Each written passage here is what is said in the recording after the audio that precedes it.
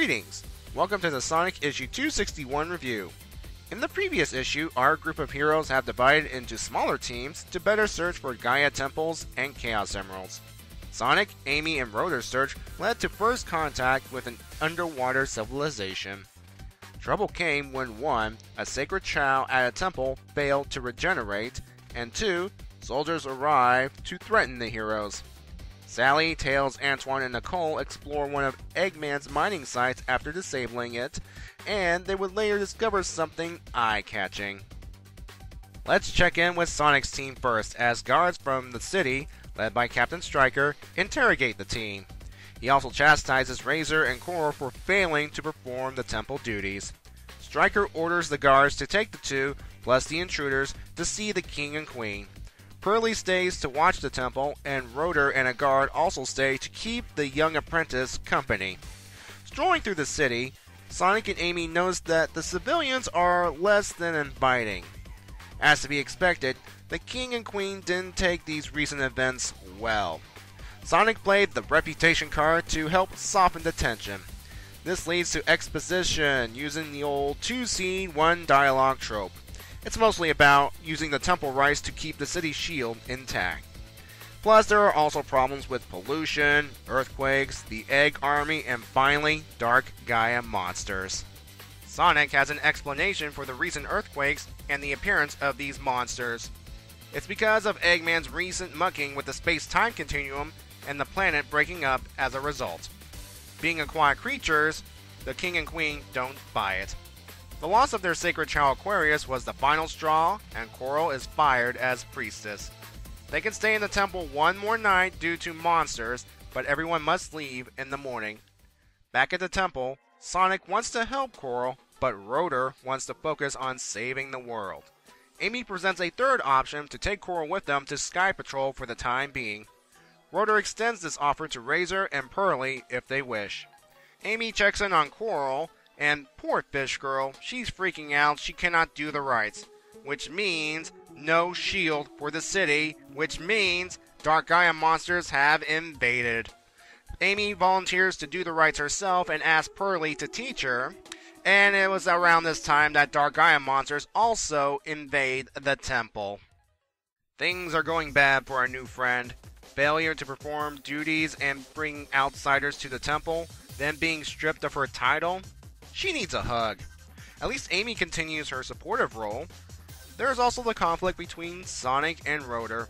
Sonic wants to help Coral and other people on a case-by-case basis, but Rotor sees the bigger picture and wants to focus on fixing the world. Speaks a lot about their personalities in this issue. And Sonic? Being rational? As seen here with the conversation between the king and the queen. Let's talk about this scene in general. It's interesting to learn more about this culture. Yes, the king, when he gets angry, he puffs up because he's an anthropomorphic pufferfish, you see. In a way, I understand their stress, earthquakes, pollution, Dark Gaia monsters, and Egg Army. We have a name drop, Aklut. Remember him? Eggman's cyborg killer whale from the old world? More than likely, he got the anthropomorphic treatment in the new world. Speaking of, while Sonic does reference Eggman's reality tampering, Ian Flynn stated that he is done mentioning the old world and the dual memory thing, so it's new world from here on out. Back to the underwater city, another possible explanation for the citizens' behavior, Dark Gaia. In Sonic Unleashed, Dark Gaia and its monster spawn produce negative energy, causing people to behave maliciously and bizarrely. But you still want to slap the citizens on the forehead, especially the king, queen, and Captain Stryker. Or at the very least, deep fry them and serve them with slaw, your choice. So this story for me gets an 8, lots of characters to care about and to hate, plus good artwork. Though I've heard that this is Jennifer's final issue for this arc. It's a shame, I really do like her work. On to Sally's team. Behind the sealed door lies a crystal cave. Tails flies ahead with Nicole and Jackpot, 1 Chaos Emerald. All three of them, after gazing at the cavern, decide not to let Eggman destroy it by letting him see them with the Chaos Emerald escaping. Nicole objects to the idea until she sees the cavern via Link's form. And time's up, the robots are reactivating, including an E-Series model. that was the part. The good news, the team gets a Chaos Emerald. The bad news, they want Eggman to see them escape with said emerald to protect a crystal cave. I've got mixed feelings about this. If they just leave with the Chaos Emerald before the security system reactivated, it'd be a pretty boring story. I understand the need for action, but over a crystal cave, which was probably inspired by the Sonic and the Black Knight level of the same name, by the way. Maybe it's because I wanted them to leave so that they can save the world. I mean, the Crystal Cave is part of the world, and it is pretty to look at. Again, I am torn on the issue. I'm still trying to assess Aaliyah's writing process, though I do like how she wrote Nicole.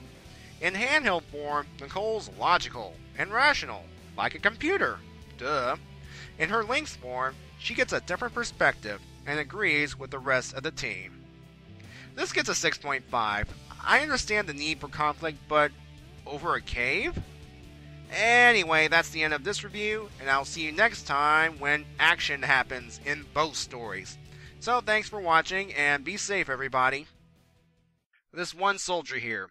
Is this a nod to the game Echo the Dolphin? Assuming this is a dolphin in the first place.